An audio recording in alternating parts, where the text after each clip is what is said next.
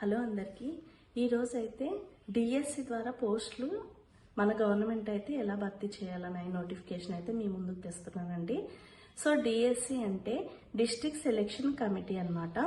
So మనకి government medical దాంట్లో అయితే పోస్టులు 91 అయితే వచ్చాయన్నమాట. సో వాటికి ఎలా అప్లై చేసుకోవాలి, ఆన్లైనా ఆఫ్లైనా అనే విషయాన్ని నేను ఈ వీడియో ద్వారా మీకు చెప్తాను. సో మనము ఆన్లైన్ ద్వారా అయితే కాదనమాట, ఆఫ్లైన్ ద్వారా ఎలా అప్లికేషన్ ఫిల్ చేసుకోవాలి, ఎన్ని పోస్టులు ఉన్నాయి, రెమ్యూనరేషన్ ఎంత ఉంటుంది అనే ప్రతి ఒక్క విషయము ఈ వీడియో ద్వారా అయితే మీకు నేను క్లియర్గా చెప్తానండి. సో ఈ వీడియో మీకు నచ్చినట్టయితే ప్లీజ్ లైక్ చేయండి, షేర్ చేయండి, సబ్స్క్రైబ్ చేయడం మాత్రం మర్చిపోకండి. ఇక మనం వీడియోలకైతే ఎంటర్ అవుదాం. Government of Andhra Pradesh medical education department నుండి అయితే మనకు పోస్టులు అయితే రిలీజ్ అయ్యాయన్నమాట. సో మొత్తం మనకి ఎన్ని పోస్టులు ఉన్నాయి, ఏ డేట్ లాస్ట్ డేటు అనే విషయాలన్నీ ఈ వీడియో ద్వారా మీకు చెప్తాను. చూడండి, మనకి 28/12/2024 అయితే ఈ నోటిఫికేషన్ రిలీజ్ చేయడం అయితే జరిగిందనమాట. Last date 8/1/2025.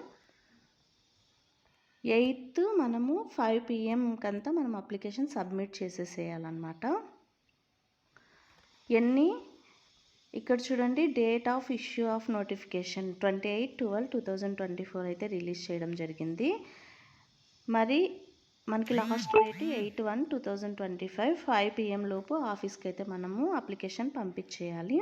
తర్వాత వచ్చేసి స్క్రూనిటీ ఆఫ్ అప్లికేషన్స్ వచ్చేసి 9/1/2025 to 31/1/2025 వరకు ఉంటుంది. పబ్లిషింగ్ ప్రొవిజనల్ మెరిట్ లిస్ట్ ఎప్పుడు వదులుతారు అంటే 3/2/2025 అయితే మెరిట్ లిస్ట్ రిలీజ్ చేయడం జరుగుతుంది. రిడ్రెస్సింగ్ గ్రీవెన్స్ 7 వర్కింగ్ డేస్, ఏమైనా గ్రీవెన్సెస్ ఉంటే మీరు 7 వర్కింగ్ డేస్లో అయితే పెట్టుకోవచ్చు. అది ఎప్పటి నుంచి అంటే 4/2/2025 to 11/2/2025 అయితే మనము గ్రీవెన్స్కి అప్లై చేయొచ్చు. తర్వాత display of final merit list, grievance అన్నీ అయిపోయిన తర్వాత ఫైనల్ మెరిట్ లిస్ట్ మనకు 15/2/2025 అయితే వదులుతారు. తర్వాత counselling and issue of appointment orders 28/2/2025 అయితే ఉంటుంది. అపాయింట్మెంట్ ఇచ్చిన ఒక 2 or 1 డేస్లో అయితే జాయినింగ్ అయిపోతుందన్నమాట. ఓవరాల్గా 2 monthsలో మనకి పోస్టులు అయితే ఫిల్ అవ్వడం అయితే జరిగిపోతుంది. సో మెయిన్ దీనికి ఎప్పుడు లాస్ట్ డేటు అంటే గుర్తుపెట్టుకోండి, 8 January అయితే మనకు లాస్ట్ డేట్ అనమాట. దీనికి రిజర్వేషన్స్ బీసీ, ఎస్సీ, ఎస్టీకి ఏ విధంగా ఉంటాయి, తర్వాత ఎడ్యుకేషన్ క్వాలిఫికేషన్స్ ఏంటి అనే ప్రతి ఒక్కటి అయితే మనం చూద్దాం. ఫస్ట్ ఫీజు ఎంత ఉంటుంది మనకు వచ్చేసి, ఇక్కడ చూడండి, అప్లికెంట్ మస్ట్ ఎన్క్లోజ్ ఏ డిమాండ్ డ్రాఫ్ట్. మనం బ్యాంకులో అయితే డీడీ కట్టాల్సి ఉంటుంది. సో ఓసీ లేదా ఎస్సీ, ఎస్టీ, బీసీ క్యాండిడేట్స్కి 300 అయితే ఉంటుంది. ఓసీలో ఈడబ్ల్యూఎస్ వాళ్ళకి మాత్రమే 300. అదే ఓసీ క్యాండిడేట్స్కి అయితే 400 ఫీ అయితే ఉంటుందన్నమాట. ఫర్ ఫిజికల్లీ ఛాలెంజ్డ్ క్యాండిడేట్స్కి ఎగ్జెంప్టెడ్ ఎటువంటి ఫీజు అయితే ఉండదన్నమాట. తర్వాత మెథడ్ ఆఫ్ సెలెక్షన్ ఎలా ఉంటుందంటే 100 మార్క్స్కి అయితే మనకి ఉంటుందన్నమాట సెలెక్షను. తర్వాత దాంట్లో 75 మార్క్స్ మనం ఏవేవైతే మార్క్స్ అప్లోడ్ చేసి ఉంటామో ఆ మార్క్స్ని బట్టి మనకి 75 మార్క్స్ అయితే అక్కడ యాడ్ అవుతాయి. తర్వాత 10 మార్క్స్ ఎలా అంటే మన ఏజ్ అంటే వెయిటేజ్ ఇస్తారనమాట. ఇప్పుడు మనది 10th ఏ ఇయర్లో అయిపోయింది, మనం 10th అయిపోయి 10 years అయిందనుకోండి, 10 points అయితే యాడ్ చేస్తారు. 10 yearsకి పైన అయినా సరే 10 points యాడ్ చేస్తారు. 5 years అయిందనుకోండి 5 years యాడ్ చేస్తారు. అలా అయితే మనకి యాడింగ్ ఉంటుందన్నమాట. తర్వాత 15% విల్ క్యాండిడేట్ వర్కింగ్, అంటే మీరు కాంట్రాక్చువల్ బేస్ లేకపోతే అవుట్సోర్సింగ్ లేకుంటే COVID-19లో ఎవరైతే సర్వీస్ చేస్తుంటారో అలాంటి వాళ్ళకి 15% ఎక్స్ట్రా అయితే వెయిటేజ్ కలుపుతారనమాట.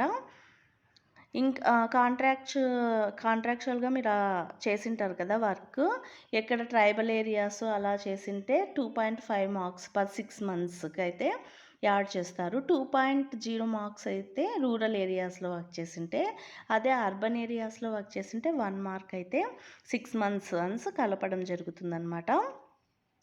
తర్వాత చూసినట్టయితే మీరు సెల్ఫ్ అటెస్టెడ్ ఏవేవి మనం చేయాలంటే self attested copies of the certificate to be enclosed to the filled in application SSC or its equivalent, date of birth, pass certificate, తర్వాత proof of appearance for the qualifying examination, marks memo of all years of qualifying examination or its equivalent, valid certification, తర్వాత study certificates, copy of latest valid caste certificate, తర్వాత certificate of disability issued in Sadaram, service certificate from the controlling officer concerned, any other certificates as relevant and applicable. ఇవన్నీ అయితే మనం జోడించాల్సి ఉంటుంది. తర్వాత important information ఏంటంటే, if selected she should stay at the bonafide headquarters compulsory. If selected and appointee should be abide by the government rules in force regularly from time to time. Selected candidate will be intimated about counseling through mobile phones and email IDs through NIC Vizianagaram official వెబ్సైట్కి అయితే పంపించాల్సి ఉంటుందన్నమాట. దీని application మనకి ఎలా ఉంటుంది ఏంటి అనేది అయితే ఇప్పుడు చూద్దామండి. ఇది ఆఫ్లైన్లో మనము అప్లై చేసి అయితే పంపించాల్సి ఉంటుందన్నమాట. సో అప్లికేషన్ చూసిన తర్వాత నేను ఏ పోస్టులు ఉన్నాయి ఏంటి అనేది అయితే మీకు క్లియర్గా చెప్తాను. ఇక్కడ చూడండి, అప్లికేషన్ ఫర్ ద పోస్ట్. మన అప్లికేషన్ మనం ఏ జాబ్కి అయితే ఎలిజిబుల్ అనుకొని అప్లై చేయాలనుకుంటున్నామో ఆ పోస్ట్ నేమ్ అయితే ఇక్కడ ఎంటర్ చేస్తాము. అప్లికేషన్ నెంబర్ అయితే ఇక్కడ ఓన్లీ ఆఫీస్ యూజ్ కాబట్టి వాళ్ళు వేసుకుంటారు. ఇక్కడ ఆఫీస్ పాస్పోర్ట్ అంటే లేటెస్ట్ పాస్పోర్ట్ ఏది ఉందో అది మనమైతే ఒక ఫోటో మనది అక్కడ అతికించేయాలి. నేమ్ ఆఫ్ ద క్యాండిడేట్ మన ఎస్ఎస్సి 10th క్లాస్ సర్టిఫికేట్లో ఏ విధంగా మన నేమ్ ఉందో అదే విధంగా ఇక్కడ ఎంటర్ చేయాలన్నమాట. Gender female or male. తర్వాత ఫాదర్స్ నేమ్ వచ్చేసి మన ఎస్ఎస్సిలో ఏ విధంగా ఉందో అదే విధంగా ఇక్కడ ఎంటర్ చేయాలి. డేట్ ఆఫ్ బర్త్ ఎస్ఎస్సిలో ఉన్నట్టే. సోషల్ స్టేటస్ ఓసీనా, ఓసీలో ఈడబ్ల్యూఎస్ఐ, ఎస్సీ ఎస్టీ, బీసీలో ఏబిసిడిఈనా, సబ్ క్యాస్ట్ ఏదనేది పెట్టాలి. తర్వాత మీరు కాంట్రాక్ట్ ఆర్ అవుట్సోర్సింగ్ చేసినట్టయితే ఇక్కడ ఎస్ఆర్ నో అని అయితే మెన్షన్ చేస్తాము. ఒకవేళ ఫిజికల్లీ హ్యాండిక్యాప్డ్ అయితే ఇక్కడ డీటెయిల్స్ ఇస్తాము. వెదర్ క్లైమ్డ్ ఈడబ్ల్యూఎస్ రిజర్వేషన్, ఒకవేళ ఈడబ్ల్యూఎస్ ఏదైనా ఉంటే దాన్ని ఇక్కడ ఎంటర్ చేస్తాము. ఎక్స్ సర్వీస్ మెన్ అయితే ఎస్ఆర్ నో కొడతాం. తర్వాత mobile number of the applicant 2 నెంబర్లు అయితే ఇవ్వాలండి, ఆల్టర్నేట్ కూడా ఒకటి ఇవ్వాలన్నమాట మొబైల్ నెంబర్స్. డీడీ పర్టికులర్స్, మీరు ఫీజు మనం చెప్పుకున్నాం కదా, ఎస్సీ ఎస్టీ బీసీ ఓసీలో ఈడబ్ల్యూఎస్ ఉంటే వాళ్ళకు 300, ఓసీకి అయితే 400, హ్యాండిక్యాప్డ్కి అయితే ఎటువంటి ఫీజులు ఏదైతే చెప్పుకున్నాం కదా. సో ఆ డీడీ మనం చలానా ఏదైతే కట్టింటామో ఆ డీడీ నెంబరు, డేటు, అమౌంట్ అయితే ఇక్కడ మెన్షన్ చేయాల్సి ఉంటుంది. అడ్రస్ ఫర్ ద కమ్యూనికేషన్, మీరుండే అడ్రస్ ఏది అనేది అయితే ఇక్కడ ఇస్తారనమాట. ఈమెయిల్ ఐడి ఫర్ కరెస్పాండెన్స్, మీరు ఈమెయిల్ ఐడి కూడా మీది మెన్షన్ చేస్తే మీకు మెయిల్కి అనేది వస్తుంది. ఇక్కడ క్వాలిఫికేషన్ చూడండి, మన క్వాలిఫికేషన్ 10th, ఇంటర్, డిగ్రీ అలా మీకు ఏ క్వాలిఫికేషన్ ఉంటే అది మీరు అప్లై చేసే జాబ్ని బట్టి ఇక్కడ ఇవ్వాల్సి ఉంటుందన్నమాట. Maximum marks obtained, year of passing, month and year మన సర్టిఫికేట్లో అయితే ఉంటాయి కదా అవి మెన్షన్ చేస్తామన్నమాట. తర్వాత వచ్చేసి డీటెయిల్స్ ఆఫ్ కాంట్రాక్ట్, ఒకవేళ మీరు in case contract are outsourcing ఏమైనా చేసుంటే ఇక్కడ ఆ డీటెయిల్స్ కూడా మెన్షన్ చేయాల్సి ఉంటుంది. Details of school studies from 4th to 10th class వరకు అయితే మన స్టడీ సర్టిఫికేట్స్ గురించి ఇక్కడ ఎక్కడ చదివాము, ఏ సంవత్సరం నుంచి ఏ సంవత్సరం వరకు, టౌను అండ్ డిస్టిక్, స్కూల్ నేము ఇవన్నీ మెన్షన్ చేయాల్సి ఉంటుంది. తర్వాత డిక్లరేషన్, మీ నేమ్ రాసేసి ఇక్కడ సిగ్నేచరు మీరు డిక్లేర్ చేయాలి, నేనే అప్లై చేస్తున్నాను అన్నట్టు.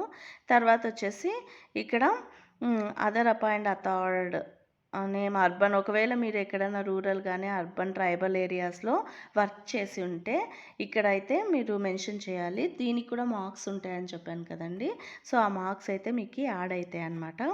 ఇక్కడ సిగ్నేచరు ఆఫీసర్స్ అయితే ఉంటుంది. సర్టిఫికేట్ ఆఫ్ రెసిడెన్స్ అయితే ఇక్కడ మనము ఎంటర్ చేసేసి రాసి ఆఫీస్ సీలు, తర్వాత ఆఫీసర్ రెవెన్యూ డిపార్ట్మెంట్ మీకు దగ్గరలో ఏదైనా సచివాలయం ఉంటే అక్కడికి వెళ్ళి ఆఫీసర్తో అయితే సైన్ పెట్టించుకుంటే సరిపోతుంది, సీల్ వేయించుకొని రెసిడెన్షియల్ సర్టిఫికేటు. తర్వాత అక్నాలెడ్జ్మెంటు, టోటల్ అంతా ఫిల్ చేసిన తర్వాత మీరు సిగ్నేచర్ చేసి అయితే పోస్ట్కి వేయాల్సి ఉంటుంది. అక్నాలెడ్జ్మెంటు పోస్టల్ అడ్రస్కి అయితే పంపించాల్సి ఉంటుందన్నమాట. దీనికి మెయిన్ ఏ ఏ పోస్టులు ఉన్నాయి, రెమ్యూనరేషన్ ఎంత ఉంది అని అయితే ఇప్పుడు చూద్దాం మనం.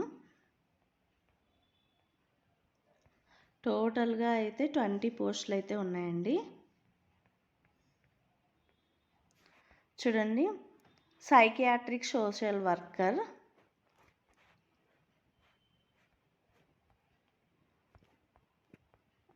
One minute,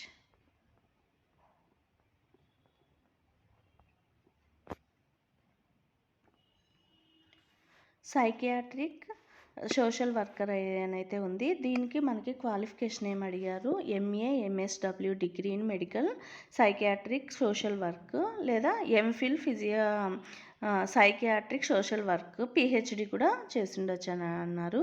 child psychologist MA దానికి సంబంధించిన ఎడ్యుకేషన్, క్లినికల్ సైకియాలజిస్ట్ ఎంఏ దీనికి సంబంధించిందే అంటే ఆ డిపార్ట్మెంట్లో చేసి ఉండాలన్నమాట course. Speech therapist must possess a bachelor degree from a recognized university and diploma in speech therapy certificate అయితే ఉండాలన్నమాట. Dental technician must possess intermediate or its equivalent, must have passed dental mechanic course from any institute recognized by Dental Council of India, must have registered as dental mechanics with AP State Dental Council అయితే అయి ఉండాలి. Junior assistant must have any bachelor degree from any recognised university by the government, must have passed PG diploma in computer application PGDCA ఉండాలి.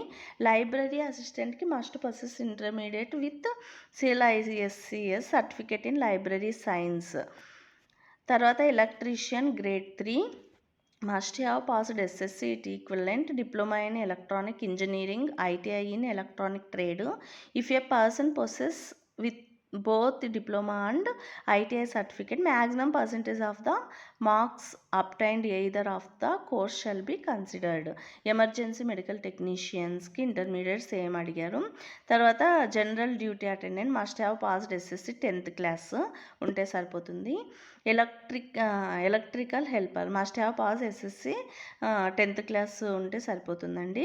Lab attendance must have passed SSC 10th its equivalent, must pass lab attendant course of intermediate lab attendant vocational course చేసి అయితే ఉండాలన్నమాట.